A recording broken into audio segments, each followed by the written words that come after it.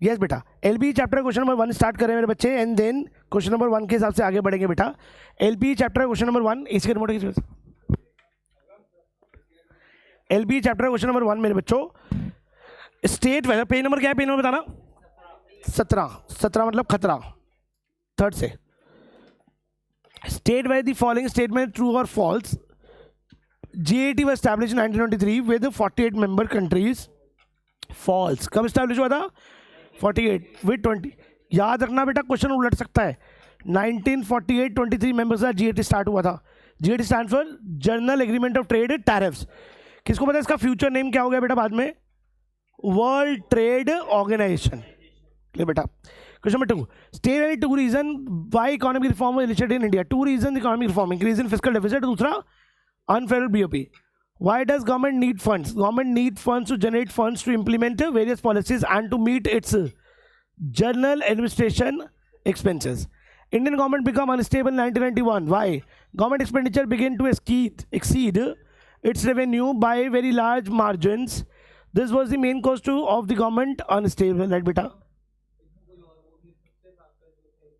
बहुत सारे लिख सकते हैं बेटा, क्यों लिख सकते हैं? हाँ, किसी एक के बारे में थोड़ी पूछा है। Any two. Why was the Indian government compelled to borrow from international organization? A severe financial crisis. I don't know क्या को पता कि नहीं पता, हमने अपना गोल्ड बेचा था यूएस को और वहां से 300 करोड़ रुपए आए थे, उसके बाद डेवलपमेंट स्टार्ट किया था। Who was the person behind that? Doctor Manmohan Singh. Yes, हाँ वो भी रीजन है। A severe financial crisis due to unstable fiscal deficit, fall in foreign exchange reserve लिखा है बेटा, and liability to pay interest to international lenders forced Indian government to borrow from international organizations. Structural reforms, देखो LPG में 2 reforms पढ़ने हैं आपको, stabilization reforms और structural. तो जो चीज़ें ठीक चल रही हैं उसको स्टेबलाइज करना है, ऊपर नहीं चल रही है उसको स्टेबलाइज करना है। इन्फ्लेशन ज़्यादा है, कम करो, डिफ्लेशन कम है, ठीक करो, है ना। और जो चीज़ें एक्चुअली ऑर्गेनाइज्ड वेल नहीं है, डिपार्टमेंट करेक्टली नहीं बने, उनको स्ट्रक्चर्ड करना। क्या करना बेटा? स्ट्रक्चर्ड कर बेटा। आंसर आ रहा हूं, आंसर में देखना है भाई। और also refer to micro economic structural adjustment measures. Why? Structural reforms are also measure as a micro economic structural adjustment measure as they are targeted at specific sectors of the economy. These measure are related to the changes made in the industrial policy, trade policy, public sector policy, price policy and tariff policy. What is the meaning of retaining the golden share? It means to withhold a part of shareholding of the PSU by the government to enable it to enjoy future profit. Golden share depends on individual cases. मतलब generally ऐसा share hold part PSU का जो maximum किसके पास रहेगा? Government के पास या state government के पास? क्या बेटा? बहुत बढ़िया क्वेश्चन है, इसका आंसर नहीं मेरे पास।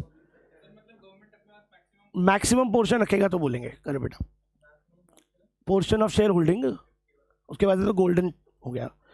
State the limit of automatic approval for foreign direct investment. Automatic approval was granted for direct foreign investment up to 15% in a wide range of industries. कब हुआ था ये? कब दिया हमने FDI को अप्रूवल? अच्छा एक बात बताना, IPR कब आया था?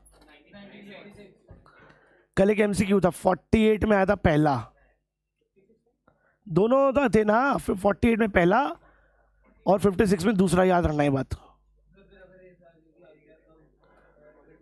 तो भाई वो पूछेगा, कल क्वेश्चन में ये था फर्स्ट टाइम कब इंट्रोड्यूस हुआ था, तो क्यों देंगे अगर वो ऐसा, ताकि आप कंफ्यूज हो जाओ? क्यों देंगे भाई बताना? 15 लाख बच्चों ने पेपर देना, सबको बेवकूफ बना देंगे? बताओ अगर का आंसर क्या होगा? They have a clear question भाई, फर्स्ट टाइम कब आया, सेकंड टाइम कब आया, या फिर किसके अंदर इंडस्ट्रियल लाइसेंसिंग आया था, वो सेकंड में था। ठीक है, फर्स्ट में जनरली इंस्ट्रक्शन थी कुछ, पर वो काम नहीं करी, फ्यूचर में खराब हो गया वो मामला। Why government remove tariff and non tariff barriers to promote globalisation. Tariff and non tariff barriers restrict the free flow of trade between two countries. Therefore, these barriers should be removed to promote globalization. Which organization facilitates bilateral multilateral trade? WTO. Name any 2 service outsourced in India. Voice based, BPO, KPO बोलते हैं ना इसको आजकल। State any 2 objectives behind demonetization. It was an attempt to India corruption free. बिल्कुल करो, मैं कोई risk नहीं छोड़ता भाई, पूरा कवर करो। Cashless economy. It was expected to curb black money. Expected क्यों लिखा है? क्योंकि पता है कि हो नहीं पाया. State any two drawbacks of privatisation. Socialist pattern of society is disturbed और privatisation leads to disparity in incomes. बहुत सारे लोगों ने पैसा कमा लिया, राइट बेटा. 3 marker. Stabilization measure are also preferred as macroeconomic stabilization measure. Why? Stabilization measure are also referred as macroeconomic stabilization measure as these measures affect the economy as a. जैसे एक फैक्टर का नाम बता रहा हूँ मैं आपको, इसका नाम है इन्फ्लेशन. क्या नाम है बेटा? तो क्या इन्फ्लेशन किसी एक को इंडिविजुअली खराब करता है, सबको करता है? These measures relate to changes made in the monetary policy, fiscal policy and exchange rate policy. कर बेटा. Those public sector undertaking which are making profit should be privatized. No, I do not agree with the view, even though disinvestment would increase the revenue of the government. The profit-making industries should be retained in the public sector, जिसको हम PSU बोलते हैं, because the profit of these undertaking add to the revenues of the government and can be used to develop and infrastructure of the company. कर बेटा. Also, if the assets of the profit-making industries are undervalued, it will lead to what? Substantial loss to the government. It's said to be the private sector. Also, the government should retain the strategic profit-making industries to avoid, है ना. तो there are multiple reasons. सारा नहीं बेचें क्योंकि कुछ profit आ रहा है, वो रेवेन्यू बनाएगा. जो प्रॉफिट आएगा उसको री इन्वेस्ट करेंगे और रेवेन्यू बनाएंगे. सब बेच दिया तो मोनोपोली बन जाएगी. क्या बन जाएगी? मोनोपोली बन जाएगी. जो बेसिक नीड है वो पूरी नहीं हो पाएगी और इससे प्रॉफिट भी बढ़ रहा है. क्या बढ़ रहा है? तो सब नहीं बेचना, प्रॉफिट वाली नहीं बेचने को है. कर बेटा. करेक्ट. जैसे for example, if I divide my self into multiple business, correct है, और I go to some other business. कर बेटा. So what business should I retain? तब भी this is my profit maximisation business as of now. It is actually giving me bread and butter. अगर ये छोड़ के मैं कहीं और गया तो ब्रेड एंड बटर से ही चले जाऊंगा. कर बेटा. ये प्रॉफिट्स भी है बेटा. बेटा ऐसा तो नहीं बोल सकता कि वो मेन था तो क्या हुआ है, तो वो भी ना option. What are the advantage of privatisation of the economy? It will introduce efficiency and profitability in public sector undertaking. It promotes consumer sovereignty. Higher degree of consumer sovereignty implies that choice will better quality of goods and जैसे ultimately privatisation आएगा तो एक तो better बात ये होगी कि efficiency बढ़ेगी, कंज्यूमर के पास ऑप्शन बढ़ेंगे, इसलिए वो अब चॉइस वाले ऑप्शन में आ गया. राइट बेटा. It will reduce budgetary deficits which result from expenditure on the. क्या बढ़िया क्वेश्चन है ना. बजट चैप्टर में भी आता है question. Should government bear that entire loss made by the PSUs or should convert them into private sector? So any such which are making losses is a financial burden on the government. So should convert those such PSUs which are making losses to private sector. मजा आ गया कि नहीं आ गया? Clear बेटा. Discuss briefly any 2 steps taken by the government of India as a 2 minute यार, question के बीच में मत पूछ. Financial sector front the economic reform. Give your views on the reform introduce in financial sector. ये तो हमें आता है. फाइनेंशियल सेक्टर आहा क्वेश्चन है, ये सबको आता है पर टीचर का बड़ा मन है, पूछता है बार बार. कर बेटा. हालांकि आजकल क्वेश्चन का ट्रेंड बदल गया. आपने ऑब्जर्व किया पिछले पेपर्स में हमने क्या देखा? देयर वाज अ क्वेश्चन कि इनफॉर्मुलेशन क्या होता है, but it was not as straight as कि इनफॉर्मुलेशन बता दो. दे आर सेइंग इनफॉर्मुलेशन में एडवांटेज डिसएडवांटेज बताओ, इनफॉर्मुलेशन में कोविड-19 का कॉन्ट्रीब्यूशन बताओ. मतलब they are twisting the language. कर बेटा. जैसे देयर इज अ क्वेश्चन कि एग्रीकल्चर कैसा था, so it's a very straight question. आप बिल्कुल एकदम रेनफॉल नहीं है, डिपेंडेंस है ना, जमींदारी सिस्टम है, फार्मर बेचारा गरीब है. फोन कहाँ है आपका? फोन कहाँ है आपका? क्या कर रहे हैं उसमें? यहाँ पढ़ा ले उसको, पढ़े हुए फोन को यहीं पढ़ा रहे. कर बेटा. फार्मर्स अल्टीमेट क्या करे बेटा? ये है वो है. पर उसने पूछा ही नहीं. आपने पूछा कि एग्रीकल्चर सेक्टर पता लग गया. यस. अब बताओ एक्सपोर्ट्स क्यों नहीं कर पा रहे? अब आप फंस गए कि यार फार्मिंग पता क्या है, प्रॉब्लम पता क्या है, एक्सपोर्ट्स क्यों नहीं हो रहा? तो है बड़ा आसान. पॉपुलेशन बढ़ रही है, ये ऑप्शन मैंने ठीक किया आपका. पॉपुलेशन बढ़ रही है तो अपनी नीड पूरी करेंगे. सब्सिस्टेंस फार्मिंग है तो कंजप्शन पे ध्यान है, कमर्शियल पे ध्यान है ही नहीं. तीसरा, टेक्नोलॉजी आउटडेटेड है तो भाई साहब हमको तो बनाना नहीं आता ज़्यादा. कर बेटा. इंफ्रास्ट्रक्चर कम है, पैसा है नहीं, कितनी सारी रीजन है. आंसर आपको आता था, बस आपने क्या बदलना है उसका सेंस. क्या बदलना है? एक और क्वेश्चन पूछता हूँ. चाइना ग्रो कैसे करेगा? आपको लगा ओ ग्रेटली फॉरवर्ड, ये वो HDI में. किसमें बेटा? आपने एक बार टिप्पड़ा खराब हो गया. अब एचडीआई में कैसे करेगा? अभी पढ़ाई क्वेश्चन हमने आज ही। चाइना एचडीआई में ग्रोथ लेकर है क्योंकि इंफ्रा दिया, हेल्थ इंफ्रास्ट्रक्चर दिया। कर बेटा, you need to go for the accurate answer what they want. So now the questions are not so direct. Before business study was such a easy subject, लोग join नहीं करते थे, but then they created case studies और the twisted question मतलब they're not asking you planning process बताओ, they're saying कौन सा step है ये बताओ। Correct, that means you need to know every step. पहले क्या था? रट्टू तोता, सारे रटवाते थे अपन, पहले इकोनॉमिक्स रटवाते थे और खत्म हो जाती बीएसटी कि 10 इकोनॉमिक्स रट लो, entire BST process will be done.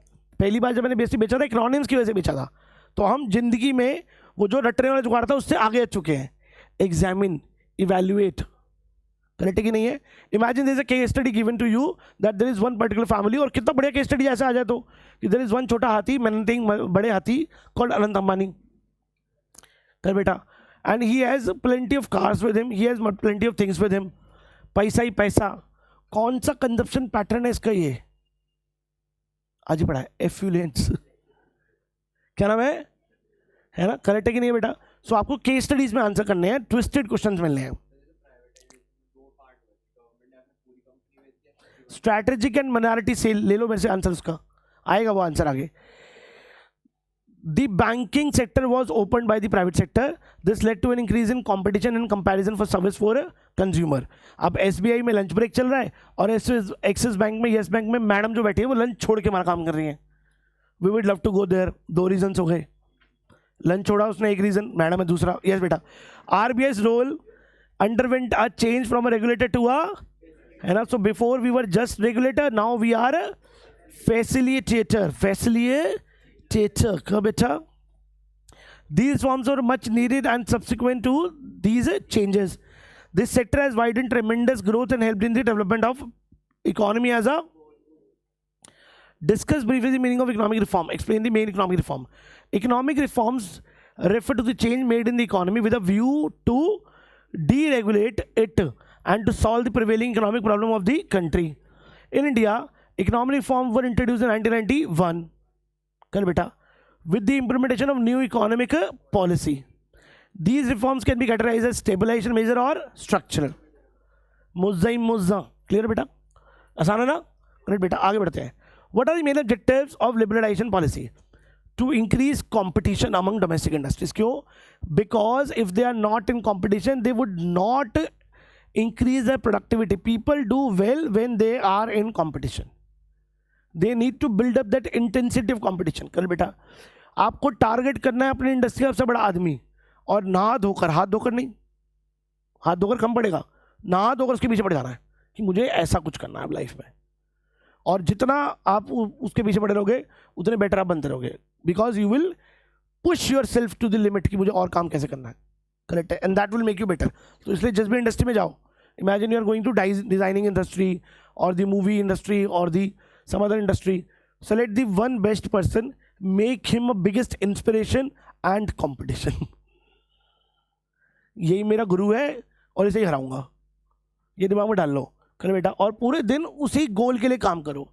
जब तक वो सबकॉन्शियस माइंड में चलता रहेगा, चीजें चलती रहेंगी, फर्स्ट क्लास चलती रहेंगी बेटा।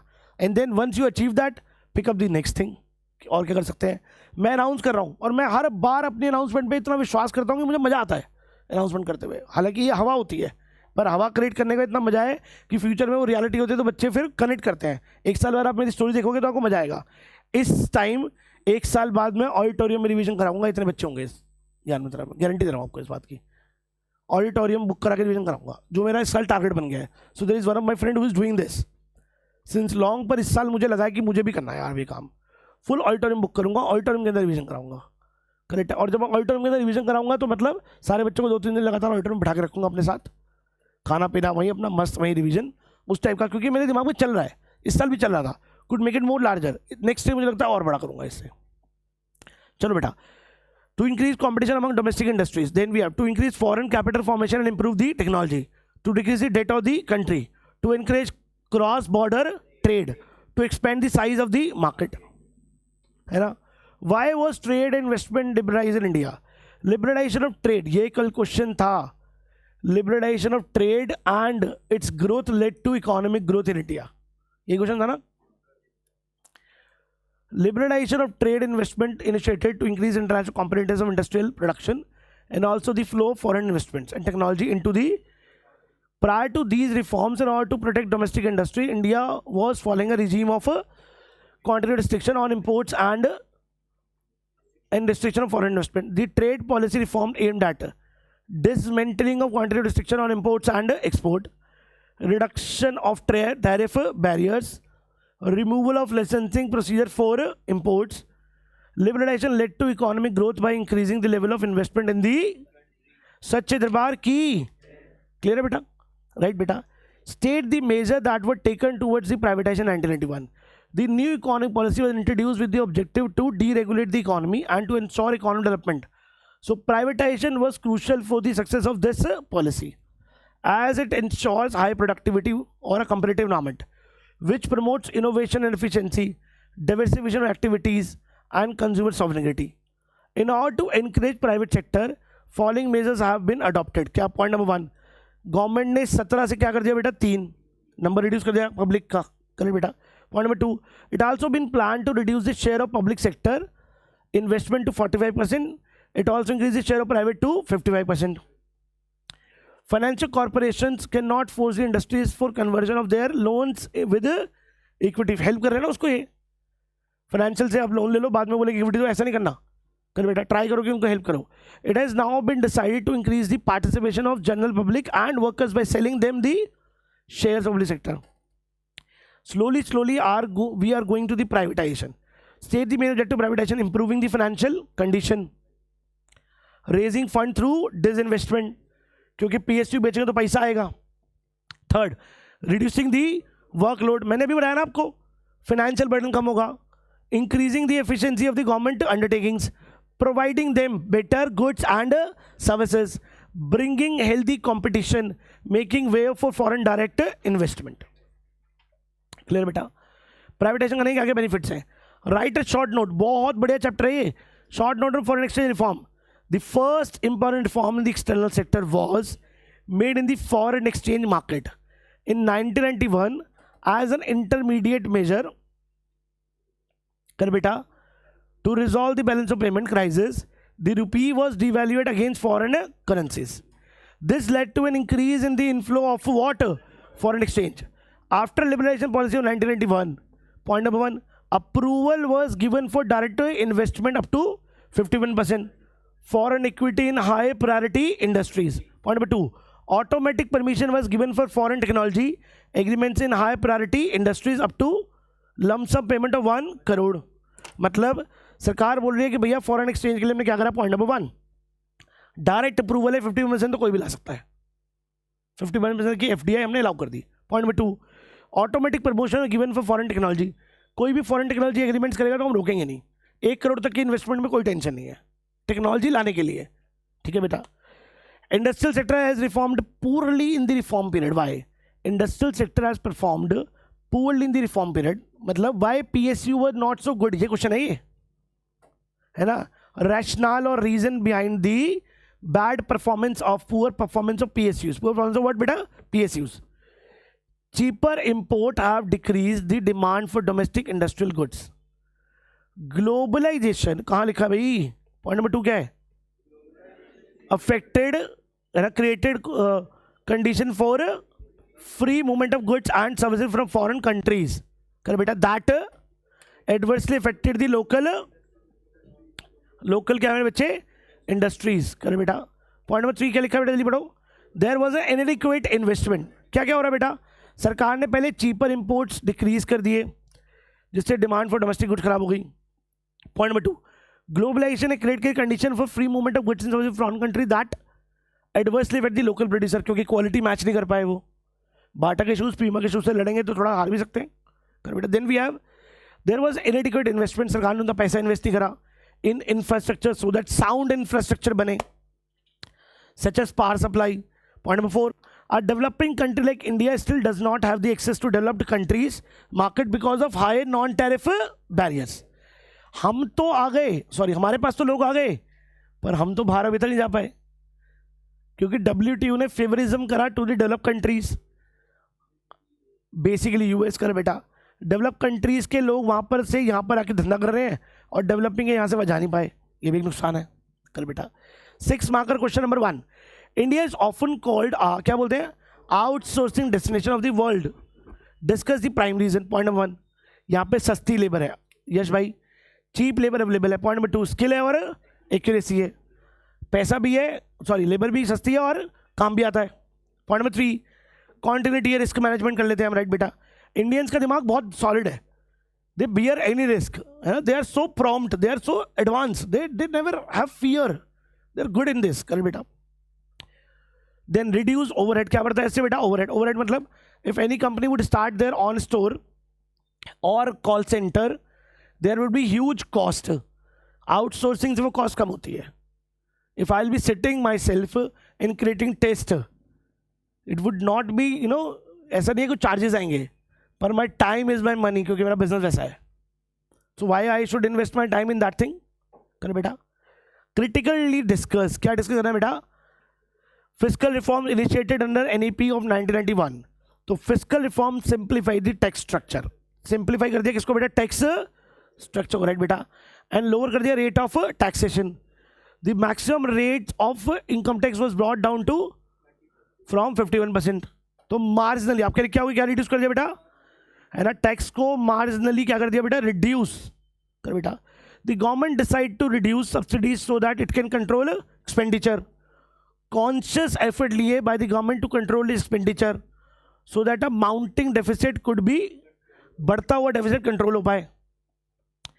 These measures help to reduce tax evasion and increase government revenue.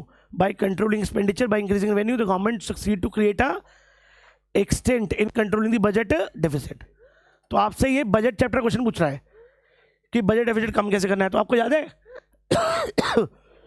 Revenue deficit कम करने के लिए आपको टैक्स बढ़ाना है ना, या तो रिसिप्ट्स बढ़ाओ या फिर एक्सपेंडिचर कम कर दो, ये दोनों बातें लिखी हैं आंसर के अंदर। क्लियर बेटा। The following measures have been taken. Discuss the measures that have been taken for globalization of Indian economy. The following measures have been taken for globalization of Indian economy. Point number 1, increase in equity limit of foreign investment. बाहर से अपन बहुत सारा foreign investment लेने वाले हैं, कर बेटा उसकी लिमिट बढ़ा दी है। पॉइंट नंबर 2 जल्दी बोलो, है ना, इजीली आप अपने शेयर को अपने किसको बेटा, करेंसी को कन्वर्ट कर सकते हो। Liberal foreign trade policy, tariffs comparatively कम कर दिए, और reduction of what, quantitative restriction, मतलब पहले टैरिफ भी थे और कोटा भी थे, टैरिफ कम कर दिए, कोटा भी हटा दिए, कई जगह हटा दिए, कई जगह कम कर दिए, कर बेटा मॉडरेट कर दिया। राइट अ ब्रीफ नोट, बहुत ही बढ़िया क्वेश्चन है, अगर ये पूछेगा तो बहुत सारे बच्चों को नहीं आता होगा, तो मैं लिख रहा हूँ क्वेश्चन का नाम है आहा।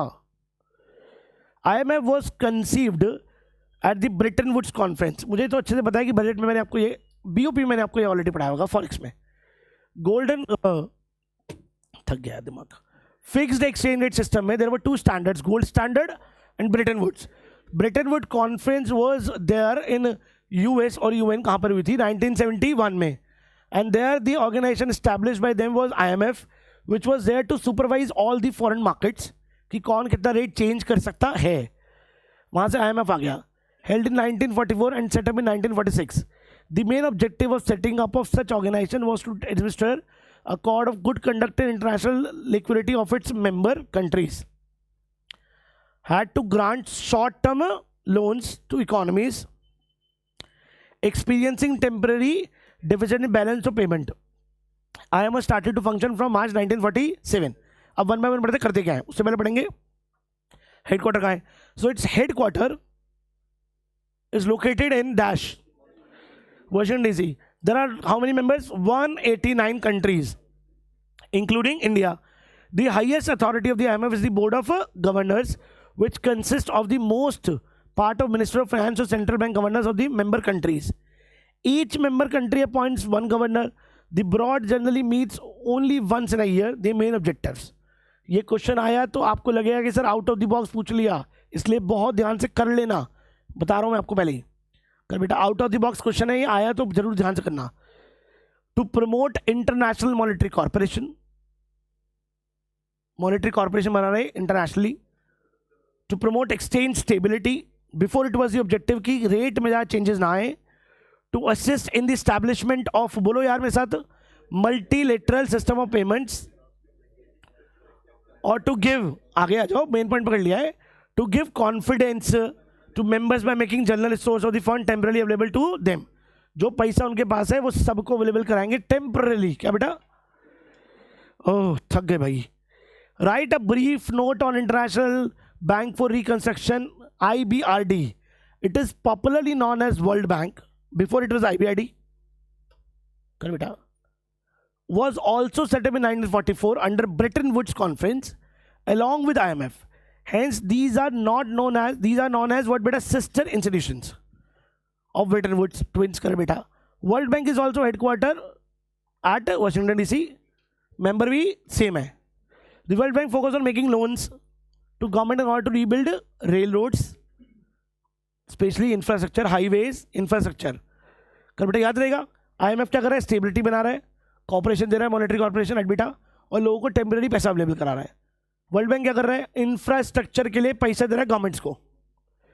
IMF में कौन है? IMF में सारी कंट्री के सेंट्रल बैंक के गवर्नर बोर्ड मेंबर्स है। क्या है बेटा? बोर्ड मेंबर्स और हाईएस्ट अथॉरिटी है। IMF 189 कंट्रीज है। IMF वॉशिंगटन DC में स्टैब्लिश है। कर बेटा वर्ल्ड बैंक का नाम पहले था IBRD, राइट बेटा। 1944 में बना ब्रेटन वुड कॉन्फ्रेंस से ही है, राइट बेटा। मेन काम क्या है? Point number 1, to help reconstruction of member countries after the second world war. War destroyed हो गया तो डिस्ट्रक्शन से बाहर निकाला उनको। पॉइंट नंबर 2 जल्दी बोलो फटाफट से, to facilitate the investment of foreign capital for productive purpose. किसको कितना फॉरेन कैपिटल मिल सकता है प्रोडक्टिव पर्पस के लिए? To maintain balance of growth of international trade and to attain equilibrium BOP। Try करो कि सबका बैलेंस ऑफ ग्रोथ अच्छा बना रहे और BOP इक्विलिब्रियम में हो। और motivating governments to act on preventing climatic change. We are entering into some one last question. Strategic sale and monetary sale, bilateral, multilateral, tariff and non tariff. Strategic करे बेटा, ये क्वेश्चन में sir आप read कर लो और उसके बाद अपन जाएंगे टूवर्ड्स 1 पर। क्या बेटा? Strategic sale involves sale of minimum 50% stake of a public sector unit to the what sector बेटा? Private. minority sale involves the sale of less than 49%। अगर ये क्वेश्चन आया तो आपके आसपास के सबसे ज़्यादा यही पूछ रहे होंगे, लिख लो मेरे से। इससे ज़्यादा डिस्ट्रेस सेल आया तो वो पूछ रहे होंगे। ये सुनो बेटा, जो क्वेश्चन लोग पूछ रहे होंगे वो आपको आने चाहिए ताकि आप बता पाओ, नहीं कर पाओ। ऐसा नहीं कि भाई साहब मैं बताऊंगा सबको। करेक्ट है। पेपर में चिटिंग कराना, अपने पैर पे कुल्हाड़ी मारना आर सिनोनिम्स। कोई गलती नहीं करनी चाहिए ऐसे किसी इंसान को। करेक्ट है। Reason being life is very harsh. Correct है। आपको फालतू हेल्प करनी है तो बाहर कहीं किसी गरीब आदमी कर लेंगे, पेपर में चिटिंग मत कराना। करेक्ट है। If you lose 1% of your consideration and will gain 79 और the other person because of your help will get 62, he will be happy with 62, you will regret lifetime I got 99 in economics। मैं 800 ला सकता था। Correct है। And अगर आपको लगता है किसी के चांसेस कम ज़्यादा हैं तो चांसेस बढ़ने में इतना मूवमेंट भी लगता है जितना मूवमेंट चांसेस बोलने में लगता है। अगर आप कमिटेडली PYQs कर लो, उसके बाद और कमिटमेंट के साथ MCQs कर लो, no one can stop you to score 70+ marks in economics, I'm telling you this। पर PYQs सॉलिड आने चाहिए आपको, एक वर्ड एक लाइन आनी चाहिए, राइट बेटा। मैं बार बार इस बात पे बहुत स्ट्रेस कर रहा हूँ कि PYQs, कल पेपर देने आओगे क्या करके आओगे? PYQs। चलो बेटा, the control and management of PSU is transfer to the private sector. The control and management of PSU remains with the government as it holds the majority state. Process, it is done through a process of competitive bidding and subsequent sales to the partner. Minority disinvestment are made by public offers. Bilateral trade क्या होता है? It is a trade agreement between two countries. It is a trade agreement among more than two countries. Negotiation क्या होते हैं? Separate negotiations are required to be done with different countries on one-to-one basis. Negotiations are done with many countries together which saves time. Economic corporation, भाई साहब read क्यों नहीं कर रहे हैं? आपने समझ नहीं आ रहा। रीड करो ना सारे लोग यार, ये तो काम करने आए हो। टीवी में देख कुछ आ थोड़ी जाए। हेलो, इकोनॉमिक कॉर्पोरेशन, करिश दोबारा मत बोलियो अब। encourages economic cooperation between two countries, encourages globalization, interpreting many countries of the integrating, connecting, है ना. Last, tariff barriers of third chapter. Tariff barriers. It refers to taxes imposed on the imports by a country for providing protection to its. Tariff barriers are allowed by the World Bank, World Trade Organization to imposed by its member countries through at reasonable rates. Non-tariff barriers are import quotas and voluntary export restrictions, restraints. Restraint word सुना है कहीं पहले आपने?